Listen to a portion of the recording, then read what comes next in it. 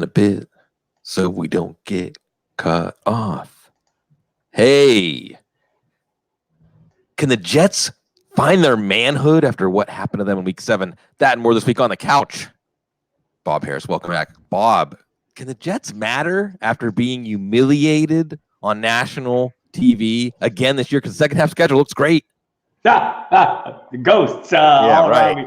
Look, so doesn't this have like a butt fumble feeling about it? Sure. You know, I mean, it's just a dismal performance and only aided and abetted by the mic'd up, you know, I'm seeing ghost line and the subsequent, you know, Patriots surprise that he would admit that. I'm sure things like this are said all the times on sidelines and and mostly we're not privy to that. But in this case, it's just a bad look for a bad team. You know, and I just wonder how this will play out. You know, fortunately, it's a very forgiving media in New York City, and I'm sure they'll let this slide right by. There'll be nothing on any back pages of any tabloids this morning. I haven't checked yet, but maybe.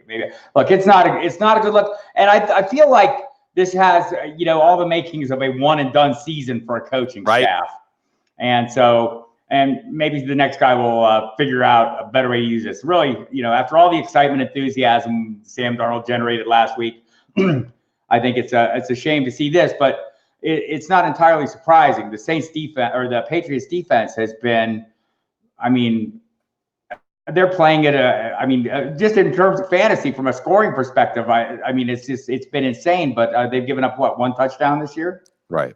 They've outscored the offense. The Patriots defense has outscored the offense when they are both on the field. That's and it's the quarterbacks and things like that. This is something, you know, there's multiple sides to this, Bob, that we need to reckon with, right?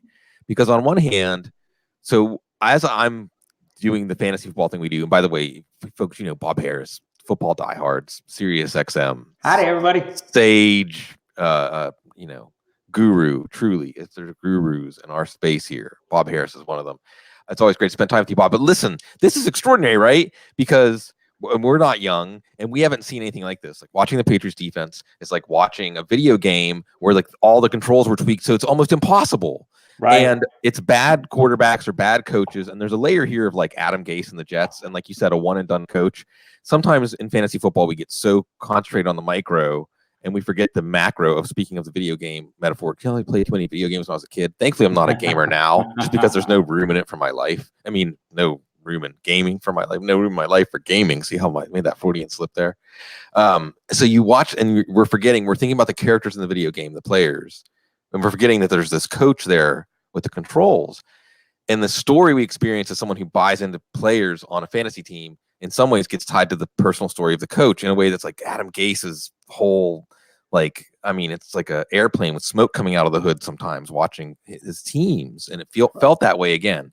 Yeah, for a guy that's like considered such a genius, he does not act like it and never has, right? I mean, he's just always been, you know, just a little bit of an odd bird. But, you know, we should go ahead and acknowledge that, you know, the ghosts that I saw were the offensive linemen or the spirits of the guys who should have been blocking. And we can get into the mishandling of, you know, the personnel that we've seen there with Kalichi Osemele. I mean, you know, I mean, they've got issues that go well beyond Sam Darnold and on the field. That's clear.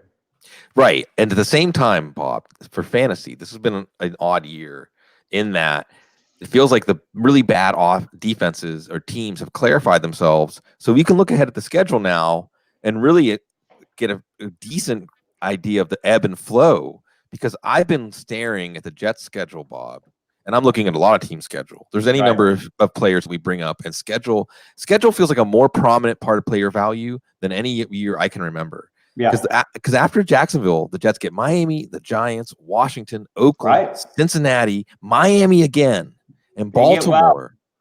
So, but the thing is, have they lost their nerve? Because in the Dallas game, especially if you watch what Dallas did to Philly, like when they beat Dallas, you know, that wasn't insignificant or trivial. So I thought they were, at least, I didn't think they were going to necessarily beat the spread or beat the Patriots. Although I hoped maybe they were going to sneak up on them, but they looked incapable of even occupying the same field with them. But so does that mean actually that even more so? Because look, NFL players and teams persevere. Even Adam Gase perseveres. He's still here. Against those opponents, Sam Darnold, Robbie Anderson, Jamison Crowder, Le'Veon Bell, even Chris Herndon, and even if you're really deep, Demaryius Thomas, who's not dead, even with that offensive line, can this become a pretty decent offense in the second half of the year? Right. I think a lot of times when I see a performance like this, I look to leverage it into value. You know, certainly in DFS, people will be avoiding. You know, it's easy to overlook a Jet when you're scrolling through your list of possible candidates, right? Because damn, it's a Jet. And this game's going to be what sticks in everyone's mind. It's not going to be the schedule going forward. It's not, it's what we saw, and we all saw this on, in the harsh spotlight of Monday Night Football, and that's going to stick in people's minds. So there is a chance to leverage that. I'd like to think the Jets are a little closer to what we saw at Dallas. Maybe not that full thing, but certainly, as we mentioned, the Patriots defense playing at an historic level here. Yeah. It can't be overlooked. And the questions I was getting leading in the game, interesting thing, did the SiriusXM NFL pregame last night, had beat writers from both cities come on and predict the Jets win. Everyone just felt, everyone feels, I think everyone was hoping. Feels like, for me, it was wishful like thinking. They were due, right? I mean, the Patriots were due for a loss, and this was, and coming off, seeing what happened against Dallas, everyone, that was kind of the expectation. So maybe that adds to the disappointment.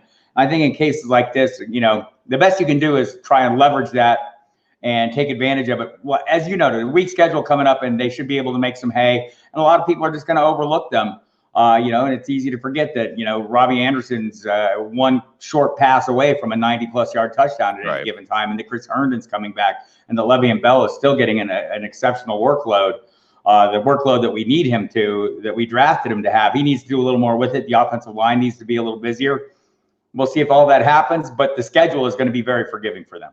Yeah, it's one of those places, Bob, where fantasy football seems meaningless, or even worse, like distracting us from the real meaning. Because the Jets are going to have a losing season. Adam Gase might be one and done, but Sam Darnold might get something going offensively, like he did late last year with this cast around him. Now, the Patriots defense, on the other hand, Bob, I mean, there's a layer here of like, basically, where's the next data point going to be? And the schedule plays in again, right? And there's things like, I mean, Bob, people have been posting every week. The the Patriots defense is scoring at the level of a top 5 to 8 running back or wide receiver, or the number 1 tight end every week. Right. I mean, the Jets defense has been a league winner, but the schedule, this week, Cleveland, okay. I mean, that's another team that maybe is more the destiny of the people in charge of it than the players. But then Baltimore, Philly, Dallas, Houston, Kansas City, when Mahomes should be back. Yes. And then Cincinnati, Buffalo.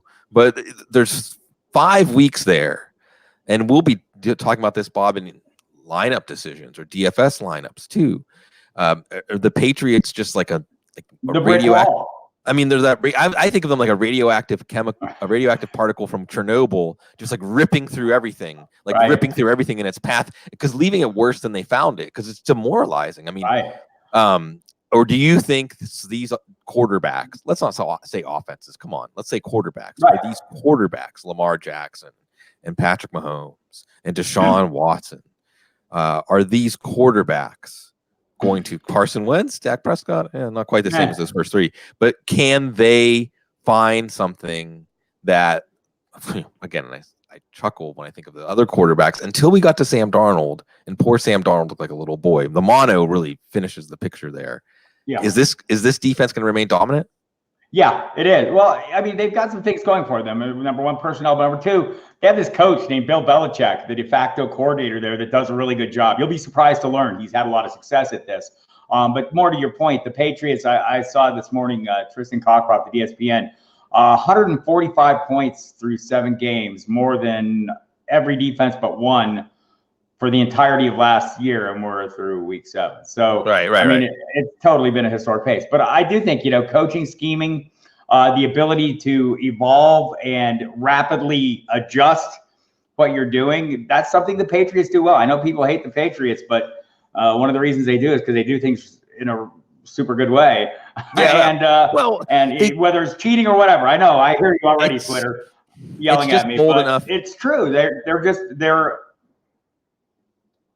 there, Bob, what's happening is Belichick, it's almost like his pièce de résistance and like this end of his career. I mean, we're getting to the end of his career, but it feels like the Patriots have totally assimilated the idea of, first of all, Belichick, I'm sure, has an encyclopedia knowledge of defense and football, but then he understands and molds something to attack the weakness, to expose the weakness, or make the weakness of the opponent what matters instead of his weakness.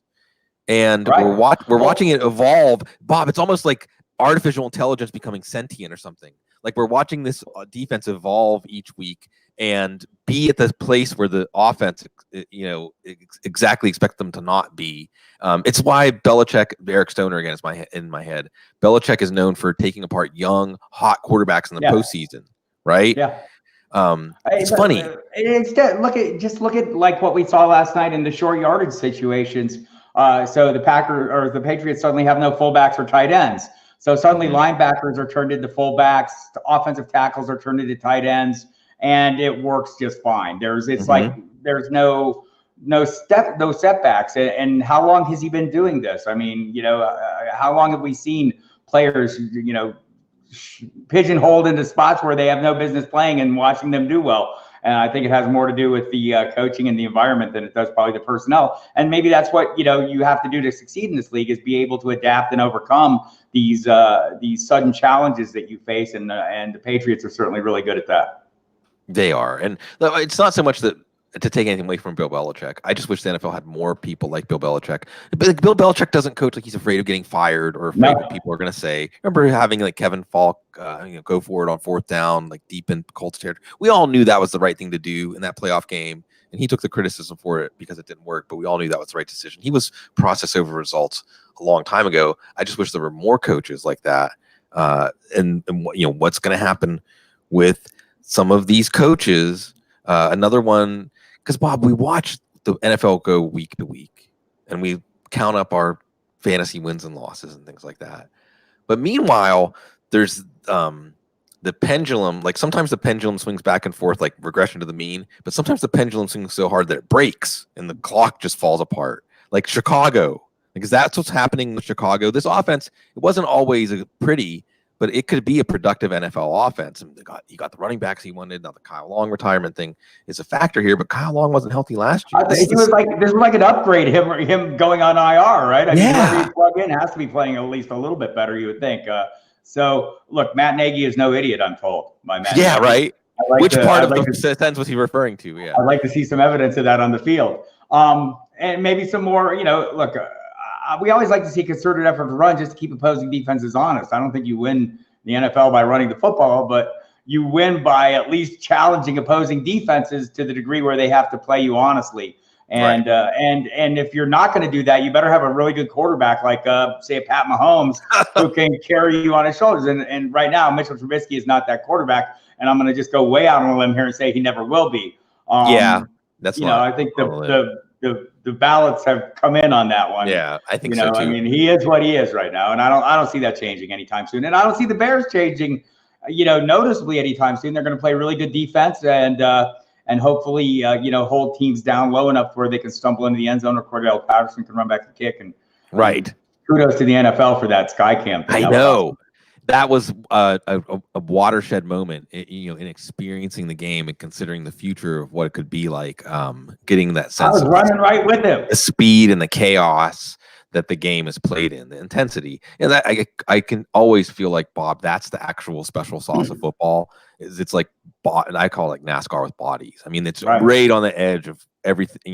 Playing at this incredibly high speed with incredible skill and athleticism that is, some talent. You see them trying to get that, express that to us with the next gen stats, showing us the actual speeds and things like that. I think, clearly the next step in the progression is putting us in the action like we were on that play, so we can really get a better feel. I mean, there's bodies flying around and the forces and collisions are amazing, and we don't get as good a feel for that on the television. We're not it feels like, Bob, it feels like technologically we're not that far. Like maybe even in someone whose lifetime right now of like being able to like teleport into the bodies of players and experience it vicariously, because it's just sense information. It's just information, and just wirelessly. They have chips in the shoulder pads already. Right. And I mean, and at some point, that's got to work in our favor in terms of being able to make in-game substitutions as fantasy owners.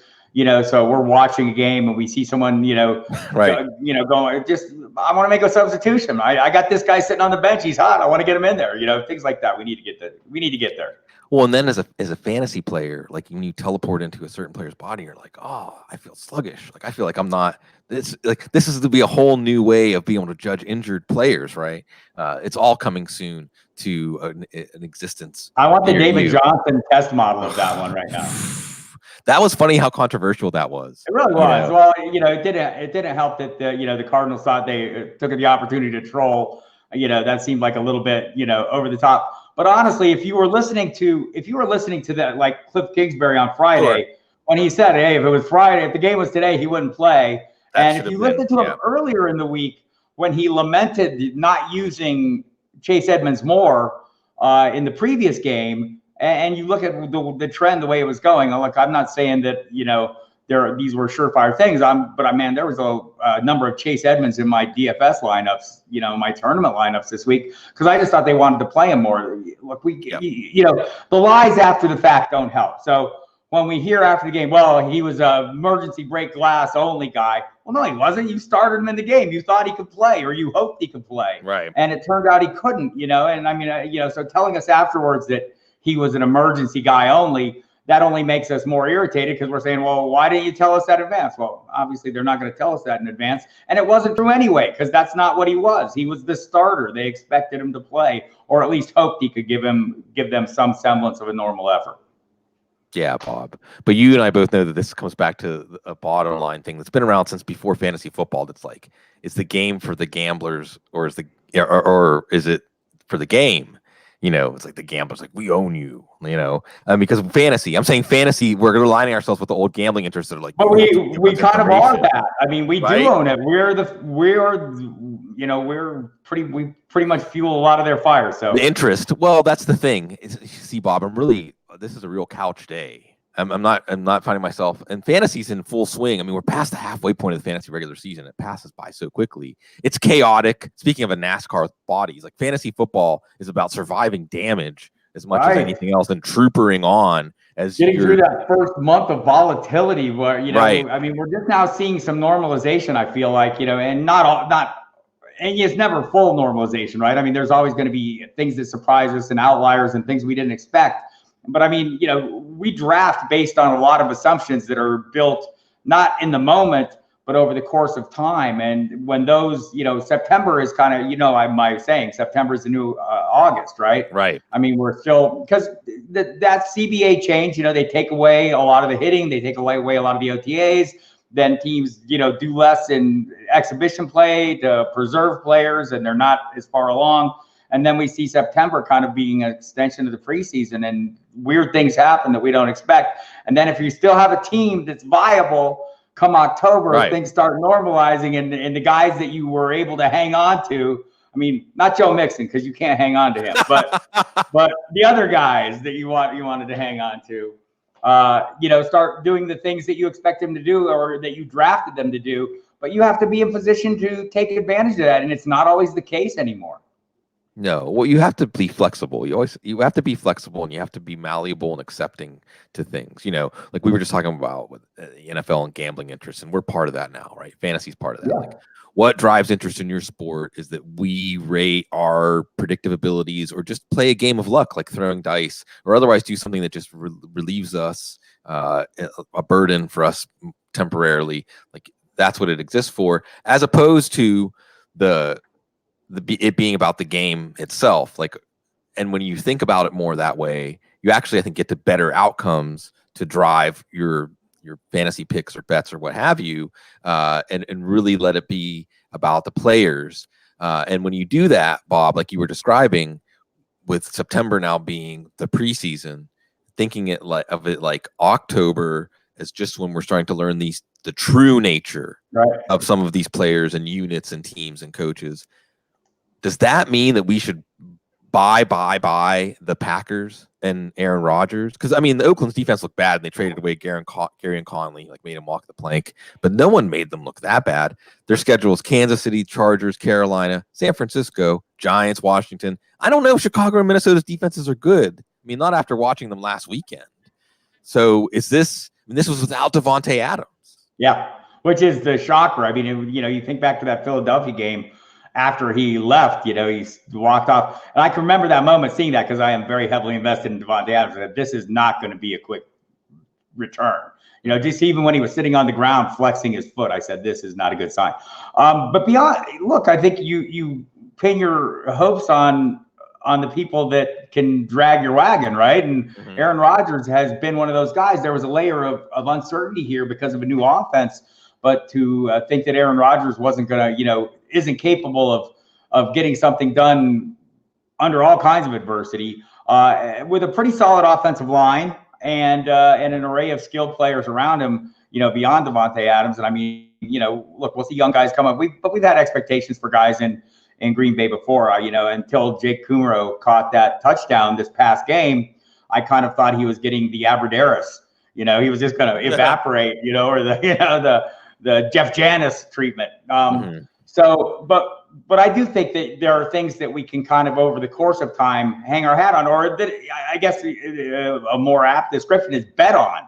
And if you're betting on things, you bet on Aaron Rodgers at some point to be a pretty damn good player and to raise the level of player of the guys around him. Just like, and that doesn't always work, right? I mean, I can think of like seasons, was it last year, maybe thinking, wow, okay, they got Odell Beckham, Saquon Barkley. Eli Manning might have, if this offense is going to do well, Eli Manning might do reasonably well. Well, to a degree. But I mean, that's kind of, the calculations you're making as you go along. You're looking at, not just the guys that we're counting on, but some of the ancillary pieces that maybe can help them raise the level. Aaron Rodgers is a piece that definitely raises the level of the guys around him. And there are a number of players that do that in the league, and maybe, glomming onto them and the pieces around them. Look, I mean, are you not jumping all over Alan Lazard? I mean, for what reason? Because Aaron Rodgers glommed onto him and watched him. Yeah. The way I think of this, Bob, is you're looking for this potential of explosive growth, and you just want to be in the proximity of it. I mean, if you're at the center of it, like the player himself, then that's great. But when it's a quarterback, it can also, it's like miracle grow, fertilizer for other players' growth. And then you also look at potential of narrowing of these trees, so I agree. I mean, I think Jake Kumro, Alan Lazard, everybody in this offense, and even someone like Marcus Valdez-Scantling, who I've felt like Adams' return will help him more than hurt him. And then you even start thinking about Devontae Adams, just because it looked effortless for Rodgers. I mean, it looked he made the game look really easy in a way that I don't remember him doing for a while. I felt like that started a little bit in Philadelphia. It is kind of like, as a drummer, I think of Four Limb Independence, where you're drumming and maybe you're playing two different time signatures. You're doing polyrhythms, and here's Aaron Rodgers, and he's escaping the rush. At the same time, he's scanning downfield, and he's just very capable. It's it's a thing that comes from experience and obviously talent. But there are certain players that have those kind of abilities that set them apart from the crowd. Obviously Pat Mahomes is another one. It turns out, Russell Wilson, Lamar Jackson. I mean, that one game, and Lamar Jackson, maybe we should have believed John Harbaugh over the season. Well, maybe I did. One of my more owned players, Lamar Jackson. But those are guys that you can get, if you play your hunch on a guy like that. I mean, was I drafting him in was I investing heavy capital in him? No, I was getting him in double-digit rounds in just about every draft I got him in. And, backing him up even later with Kirk Cousins, who, again, maybe another valid lesson we all need to learn every season is what is week 2 is not week 7. Sure. What is week 3 is not week 14. Things change over the course of a season. And, it's just another example of taking a little bit of time for these things to normalize. Yes. The Cousins one, Bob, is difficult for me to classify, because I feel like the Cousins story is about Mike Zimmer actually being humble enough to say, I need to listen to my employees, kind of, like it's when the boss says, even though I'm the boss, maybe the right thing for me to do to lead this team is to hear you, because the wide receivers complain. Remember, Stephon Diggs, that thing got real rocky. I think they came out wanting to be the team they were late last year, and Thielen and Diggs both spoke out and said, "This is not how we think this team should be run on the field, like tactically, like above their pay grade." Right. And they listened. Well, they listened, and also, I mean, they set themselves up for this with a hugely, the most dangerous rushing attack in football. It opens things up surprisingly, like the play action pass. By the way, Emmanuel Sanders just traded to the 49ers. I saw that. I was going to bust up with that thing, and the chat room has been reminding us of that. Thank you, chat room. And the reason that I'm not reporting it with urgency, it's just because it's of limited impact, and we got our flow going here. But yes, Joe, I think the first one in the chat room. We'll give credit in the chat. We're going to do like the Adam Schefter thing. Joe Mahalik. Isn't this neat, Bob? By the way, StreamYard. And Cecil's found a way to do a lot of other stuff. Nicely done. Yeah, fifth for a third and a fourth. And you have the compensation. That's nice. But Emmanuel Sanders, San Francisco 49er. Are you interested? Vaguely. I mean, I'm not, to be fair, I mean, beyond George Kittle and the running backs, I'm not that interested in the 49ers. This will generate some interest in the receiving core for me, maybe, but, just in the leagues where I already have them, I'm not going to be out chasing Emmanuel Sanders down in the leagues where I don't own him. It's just going to be in the leagues where I own him. I'm feeling like, wow, maybe this is a little bit of an upgrade for him. Look, Denver's got a lot of problems too. I mean, offensive line, quarterback. I don't know if he's elite or not. What do you think, Sig? Is that guy elite? Flacco? Right. Well, no. And look, one of the things that runs through all of this, I hit this drum all the time. All the people that listen to the show regularly, love you all. Thank you. You are the wind beneath my wings. The quarterbacks, teams take on their personality. Mm-hmm. And I mean, maybe teams fight it. I mean, maybe what we really see is a tug of war between the stronger personalities or units or identity of the team, like battling. But in the end, I mean, occasionally we have these cases of the team dragging the quarterback, but even Peyton Manning gave them some symbolic leadership because he'd been there. And if they came out of one play or one throw, they had some trust in him. But when a team, this is like the Chicago thing. And it works for a coach too. Teams take on the personality of their quarterback and their head coach. And that's why the Zimmer thing was interesting to me. But when you have that, and this is where the Jets, I think, unfortunately, with Gase are kind of doomed. Because I'm not sure about Darnold yet. He's too young to really have a strong enough personality for a team to take it on. But you can see how teams just get discouraged. Jacksonville Bortles, they just get discouraged when they don't believe in their quarterback. No matter what they say, if they don't believe in their quarterback, it's going to have a deflationary effect on everything. And it may even cause like a tailspin and cause the plane to run into the mountain. Right, it's like they're carrying a bag of cement around everywhere with them. So if teams turn into their quarterbacks, the 49ers are both very handsome and they win. Right. And that's all Garoppolo does. I mean, it's not, the numbers aren't phenomenal. The production from the passing game is not like, super high end. They just win. And the 49ers look like they're just winning. And I think, man, that's a really great point. And they kind of take on the personality of the coaches, but often the quarterback and the coach are kind of one and the same. They're kind of they're kind ideally. Ideally, yes.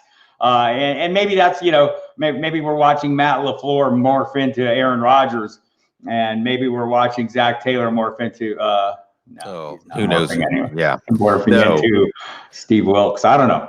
Yeah, Cincinnati is, Cincinnati, we have some of these storefronts for NFL franchises right now, Bob, like Cincinnati, Washington, Miami. Yeah. I mean, they're just Potemkin villages, they look like an NFL team, but if you tap on it, it just falls over. It's just a cardboard cutout. But it's the money's still flowing. Right. That's what's important. Bruce Allen's paycheck still gets cash. Right. The season ticket holders still make money, like their checks don't bounce. Is that even a thing? Can we say that? People even know what that means anymore, Bob? Checks bouncing. PayPal doesn't come through. I don't know. The checks in the mail isn't a thing anymore. That was one of the two most common. I still use it, but I'm old. Yeah. So. Yeah. So we watch again. My brain keeps coming back to like the arc and the destiny of key individuals in these teams, and how downstream that turns into like these fantasy victories or fantasy losses. But sometimes it's just players like balling out. Sometimes it's just, that's why I'm glad you brought up Lamar. Dalvin Cook, you mentioned. Yeah, Dalvin Cook is playing like out of his mind. Right. Lamar Jackson, and folks, if you're I hope you're getting to watch Lamar Jackson. Like, if you don't like watching Lamar Jackson play football, you don't like football. It's unbelievable. And he looks, Bob, he looks like like there's still like room for him to grow, right? Right. Like it's there for him sometimes. I mean, he's got that eye of the tiger where he remains in attack mode when he's running. And I know people can say, oh, he's going to get hurt. But I hate to say this because this is like that armchair psychoanalysis, which I guess we are on the couch. But you feel like Lamar Jackson can play a style that Robert Griffin III couldn't because of something about his personality or something about his what he's made of, you know? Right. You could see it when, pretty good for a running back, right? I mean, you could see he got a little chip, and I mean, he's running with that. But let's take that a step further and give a little credit to the organization for recognizing what he is, what he can do, and not just recognizing it, but buying into it. Look, Right. I don't know how the thing in Arizona is going to end up, right? But they did the same thing. They bought into something, and not only did they invest in the coach and the quarterback, but they immediately started buying the ancillary pieces that he needs to be successful or to help him be more successful. So, I mean, I think there's something to be said for organizations that are willing to do that. I think Arizona, did it more because they had hit rock bottom. I think Baltimore did it maybe because they have some really smart people running the show, and John Harbaugh in the personnel office, right? It was on one of Ozzie Newsome's. I know Matt Waldman would smile if he heard me say this right now. It was one of Ozzie Newsome's last moves. Yeah. As part of that franchise. And Ozzie and folks, we started out just waxing poetic and rhapsodic about Bill Belichick. I mean, in a lot of ways, covering the NFL as closely as we have during this era, Bob, we've been in Bill Belichick's sandbox. Sure. But Ozzie Newsome and Belichick would say Ozzie taught him more about the game than he taught Ozzie. And of course, he links back to the Browns and so on and so forth. But you're right, embracing a player's talents. Like Seattle, on the other hand, is the opposite, right? They're resisting. Russell Wilson is swimming upstream. Like it's like Russell Wilson saying, "This is what we need to do," or you would think the football universe would say, again, as a coach, your job is kind of to steer the game so that the things you're better at are what's more important, and then the things you're not good at. Russell Wilson is pretty good at non-linear quarterback play. I mean, I wouldn't want Russell Wilson deploying some sort of highly structured system, but if you including in your offense that wide berth for him to play his game, then it connects with his strengths. And yet Seattle is resisting that. But for fantasy football, what's great about it, Bob, is I always felt like there's been this thing of don't let quarterbacks run, don't turn it into 11-on-11 football because of the injury risk. But it feels like in Lamar Jackson's case, like he just wants to play on that edge, and the coaches aren't going to pull him back from it. But it's really his evolution as a passer that makes him even more exciting for fantasy. That's going to come into focus soon. And Kyler Murray, right, and that's going. Go ahead. It's going to continue. It's going to continue. It's going to evolve. As a passer. Right. But at some point we will see the evolution or a similar evolution to where Russell Wilson is heading now, which is less running. Look, I'm sure Pete Carroll plays a great role in this, and the offensive coordinator, the young Schottenheimer. I mean, they're obviously calling certain plays, but in addition, I mean, Russell Wilson's getting older.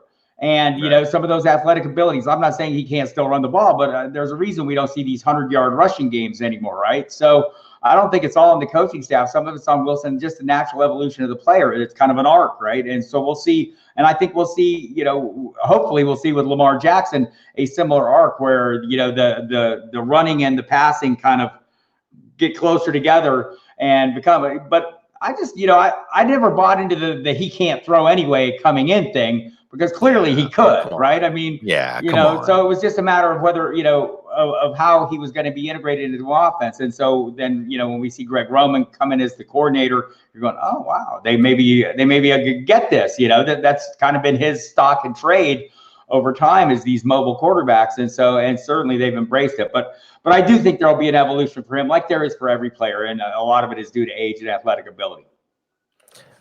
So we talked about Sanders and, there's not much, like you said, you may hold him. Dante Pettis, we keep trying to talk ourselves into Dante Pettis. Stop it. Yeah.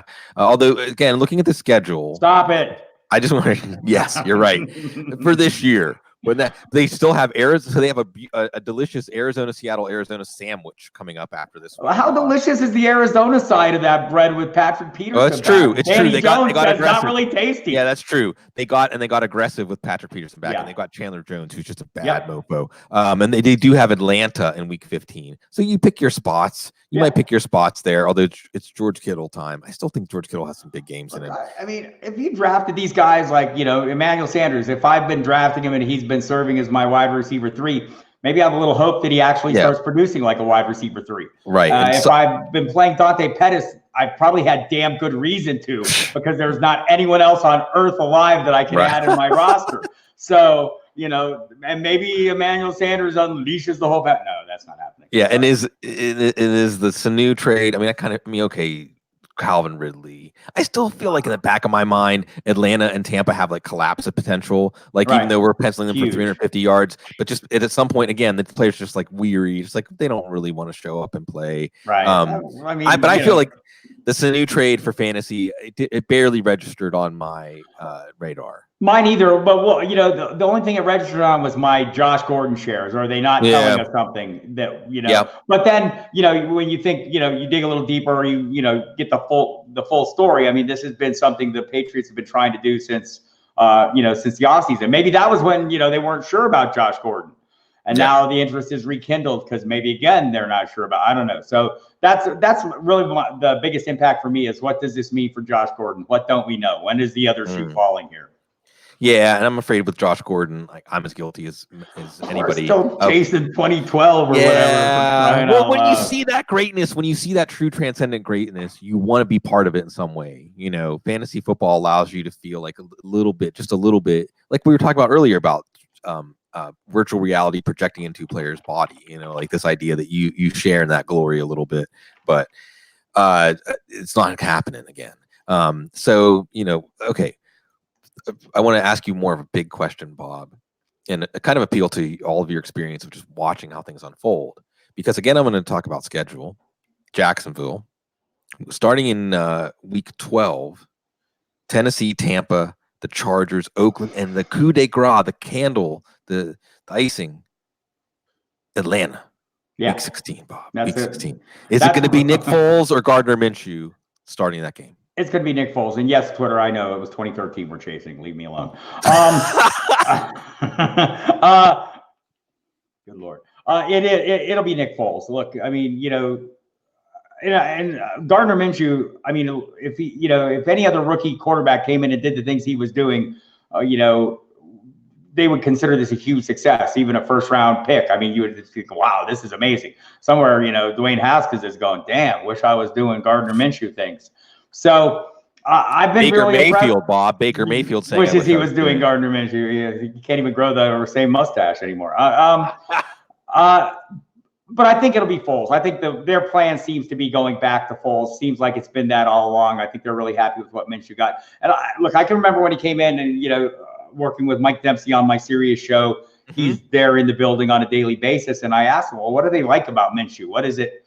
That appeals to him. He says it's not really the arm talent, it's the mental, the ability to process the information. And that's what it was from day one when he came in there. That's why he was the backup, to open the season, and they didn't feel like they needed a veteran. Just his ability to process the information. I think we've seen that to a degree, and some of the players around him have helped him be a little better. Some surprise us, including DJ Chark, but it's going to be Foles. And remember, DJ Chark isn't just exclusive to.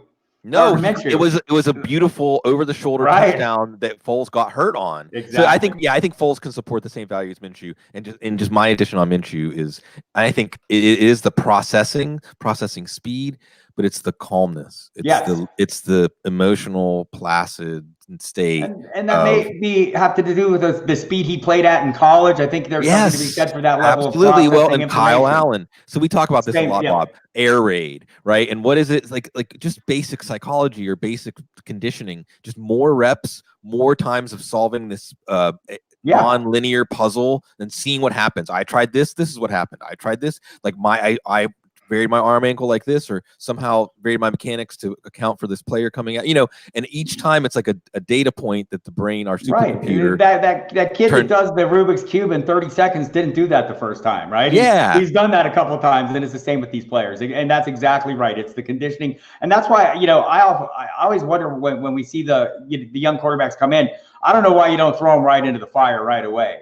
I mean, honestly, I get that there can be bad things can happen, but what is the path to success for NFL teams? A quarterback on a rookie contract outperforming his, the expectations, right? I mean, that opens the door to Super Bowl.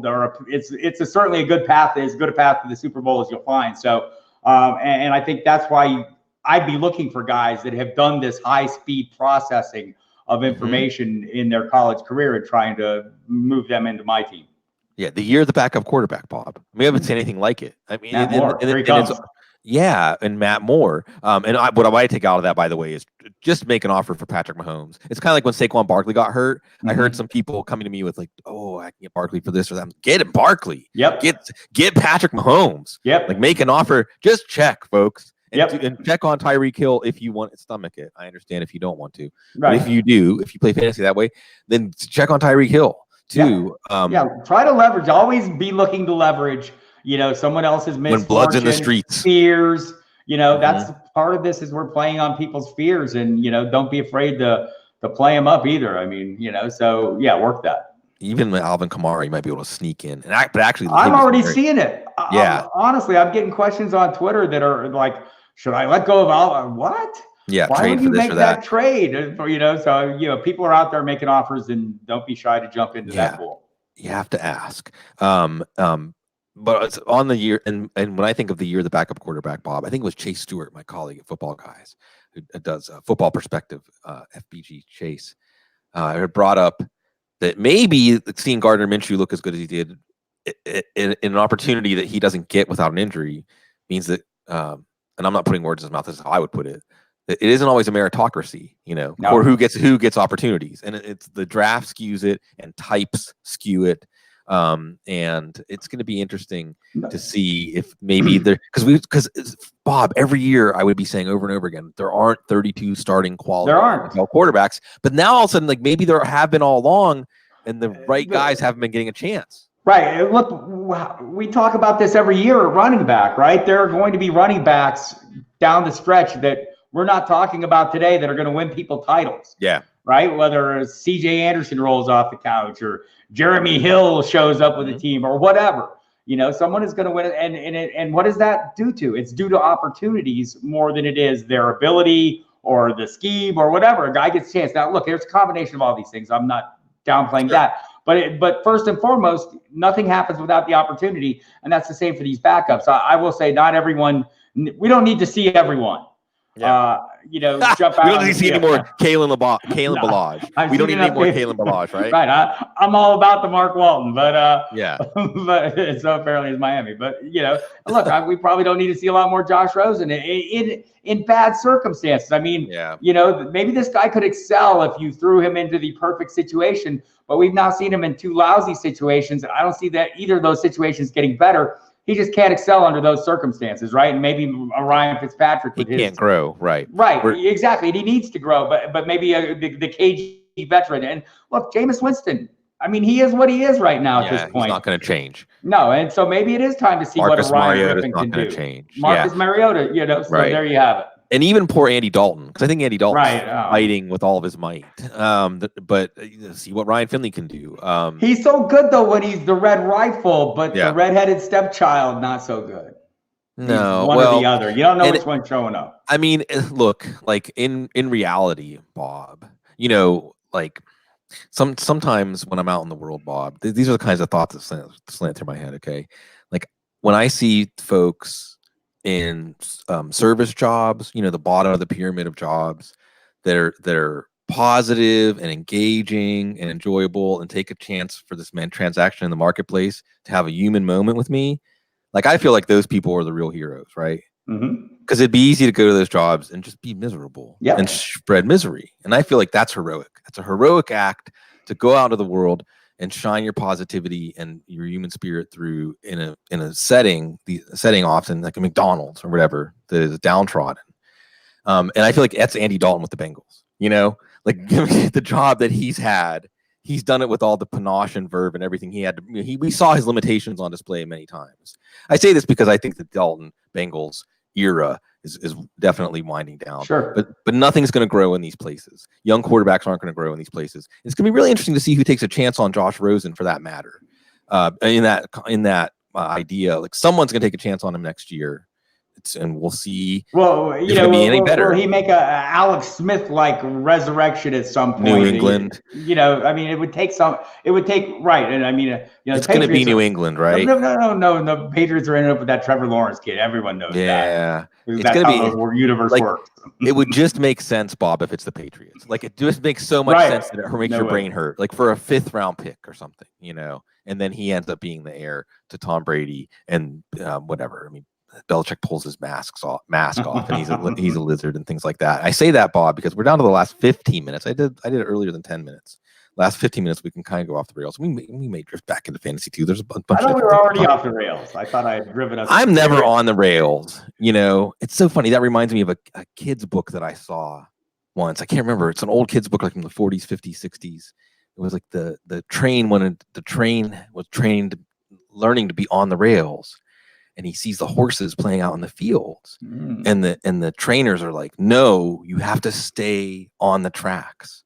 You can't leave the tracks." And all this train wanted to do was go out into the fields, and I think he did, and got caught and got in trouble, and then had to stay on the tracks. And I feel like it was a kid story to say, like, you have to stay and conform with the larger community. A lot of that goes on. Yeah, right. A lot of subtle messages being sent every day. It's funny. So, and you have a subtle message on your shirt. I'm trying to find the comment in the chat room, because it's a great shirt, and this is really, I mean, it's dangerous if you're going to wear that shirt on the show, Bob, because I'm going to ask you about it, right? Mm-hmm. It's what they live, right? They live, yeah. John Roddy Piper. Rowdy. Yeah, here it is. Garmy of One. Excellent They Live shirt, Bob. Who's got the glasses on? Sam Darnold last night. I'm afraid Sam Darnold had the glasses on last night because he saw, there's seeing all the horror. Well, because it's Belichick, right? I mean, like I said, like Belichick and the defense is like a nightmare. It shows up where you are. Like it's like you run to the closet and it's in the closet, and then you run down the stairs to the back alley and it's in the back alley, and you run and get in your car and it's beside you in the passenger seat. Like that's Belichick's defense. Yeah, there's something to be said, it turns out, for being really good at what you do. Well, and really being committed to the idea of not so much knowing thyself, but knowing your opponent to find exactly the spot that they're like. The thing about blind spots, Bob, are that you're blind about, you don't know where your blind spots are. And when somebody can see your blind spots and have the personnel, because I think the other key element of Belichick it's the encyclopedic knowledge. And then it's the willingness to trust his players to do things that they might not have practiced 1,700 times. Yeah, some of this is the buy-in. It was funny. I was talking to my dad about this. So which comes first, the winning or the buy-in? And, you just I don't think you get one without the other. And I mean, where else do we see players buying into the system the way they buy into it in New England? So because they want Super Bowls, right? They know they're going to get it there. And what really strikes me, Bob, can't remember. I read this in the last week or two, but it's basically this lamenting of like under the CBA, it's a lot harder to develop players, right? Something like it takes 3 years to get the amount of practice time you had in 1 year in the CBA, right? I agree. Yeah. And that's a problem if you think of players as clay that you're molding to fit into some like scene that you're creating, like some diorama or something that you're creating. You need to train them and form them into what fits in your picture. But if you just think of players as their own independent entities that you can deploy to do what they do, because isn't that like the Patriots model of having like 15, 16 players on defense? Now everyone does it. But Belichick was doing it before that, drafting versatile players, hybrid players, and not just hybrid players in terms of roles on a field, but maybe being able to play zone and man, or being able to be mentally flexible and understand and have that same resonance of understanding football, loving football that Belichick does. And then week to week, turning the lack of practice into a strength. because we can deploy something like in fantasy football. IDP fantasy football is real insightful this way. People can't project the Patriots snap counts from week to week in their front seven because they're playing a different front, different scheme every week depending on their opponent. Right. And also, I mean, and I think part of this, you know, for the Patriots, it just seems like they're able to keep pieces in place that build on that allow them to build on the culture. You know, young guys come in, they're, you know, met at the door by old guys who have been doing this a while and can tell them how great it is to win every year. And and just I think, you know, there's a lot going on there beyond, you know, what the coaching staff is doing. I mean, the players have a lot of ownership of this as well. But you know, where that starts is with the coaching staff. So it's a kind of a tongue and groove thing. The Pepper Johnson interview from Deadspin a couple of years ago, I think they talked about the Malcolm Butler. Is that who he suspended for the Super Bowl? Yeah. And he said something to the effect of like the players would have been mad at Belichick if Belichick didn't do it. Right. In other words, the players buy the culture so much that they'll enforce it on Belichick. You know, that it's almost like I mean, it's probably very similar to like people going off to war. You know, like years back, I think I have it sitting here. Michael Hawley wrote a book called Patriot Reign, REIGN. Right. Everyone should read that book, and you get, I mean, that's as much behind the scenes as you'll ever get on the Patriots, or I've ever seen on the Patriots, where he was basically there for the entire season. And I mean, he wrote fully about, you know, how they handle problems, what the meetings are like, and it's very fascinating. Yeah, well, it's just total commitment. I mean, a lot of the stuff that the Patriots do that makes them so excellent should be like banal or well, that's obvious, you know, like trusting your employees or trusting coaches. And again, in that Pepper Johnson interview, you said something like, you know, Belichick's really going to listen to you. He may just disagree with you and tell you, well, I'm the head coach and I'm making a different decision, but he actually listens and thinks about it, you know, and that shouldn't be so rare in hierarchical organizations. And also they cheat. So everyone else out there is not. Yeah, right. Well, that's just America, Bob.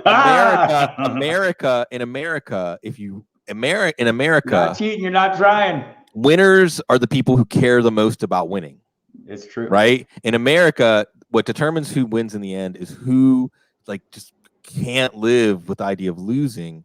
And, you know, there's holding on every play, right? Like, I really feel like they say baseball is a pastime, and baseball has its own, like, ceiling signals and things like that. But with football, we say there's holding on every play.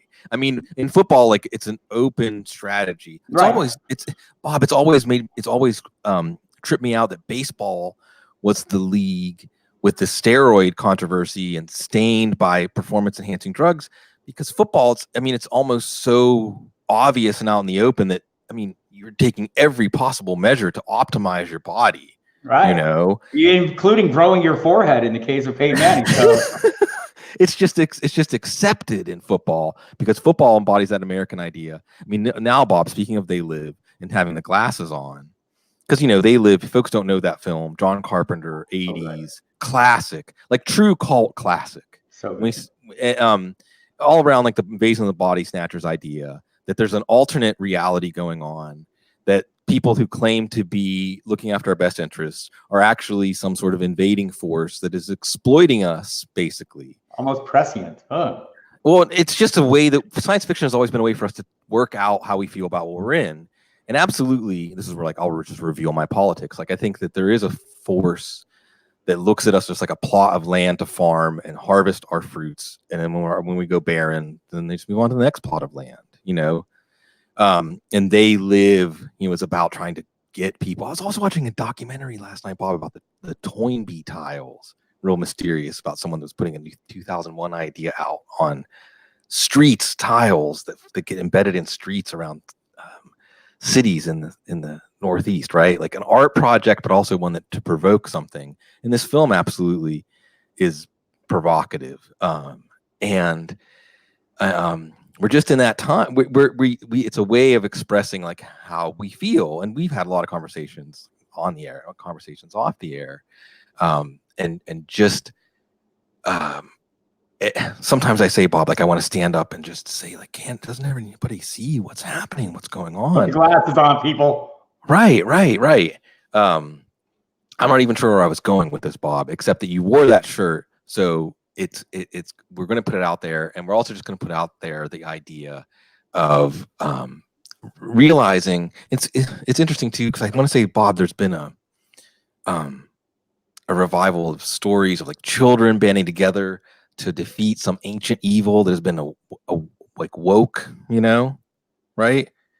It's oil. It's climate change. Yeah, it's out right there. Like that's the way we're dealing with, like, telling these kinds of stories is like dealing with like what we've triggered, we've awoken something, that we're going to have to contend with to survive. I mean, it's clear, it's obvious. Well, I'm old, I won't, but the rest of y'all better get on. No, but Bob, since you're on the plant-based diet, you're going to live to be like 120. This is true. I mean, you look great, and also you just radiate with I don't know, a sense of inner peace. It's great. So I want to ask you, with just like 5 minutes left, Bob, because I'm rambling. Everybody's very indulgent. People have really given me the idea that they like what I do on the show, so I just ramble and go wherever my brain tells me to go. And where it tells me right now, Bob, is you've been doing this really as long as anybody. How does fantasy football and obsessing about the NFL year round, how does it stay fresh for you? So if we're going off the rails here, it goes back to childhood when, Army men were cool when that's how old I am. The little green Army men. Yeah. You would spend hours building these little cities, of men, and to just the way you wanted and all these things. And it just seems like this whole world of fantasy football and the NFL has kind of, set you up for that. You can build your own, and, Dynasty obviously takes it to another level. But you get to build these little creations, these little worlds that are all yours, and you're you're the sole proprietor. You live with the failures. And look, I mean, there's external forces that are in play, but in the end, it's all on you. You're the one that gets to create it. And if you're a true football fan, and I think we all are that play this game, I mean, you sit around every day and you think, God, I would make better decisions than that guy. I could make, right. Look, we can't get out there and I say this all the time. You're not blocking, you're not calling plays, you're not wrapping anybody's ankle, but you're making decisions and personnel decisions the best you can and putting yourself in a position to win. And every year it's like a new test, and you're never as successful as you want to be, even when you're as successful as you can be.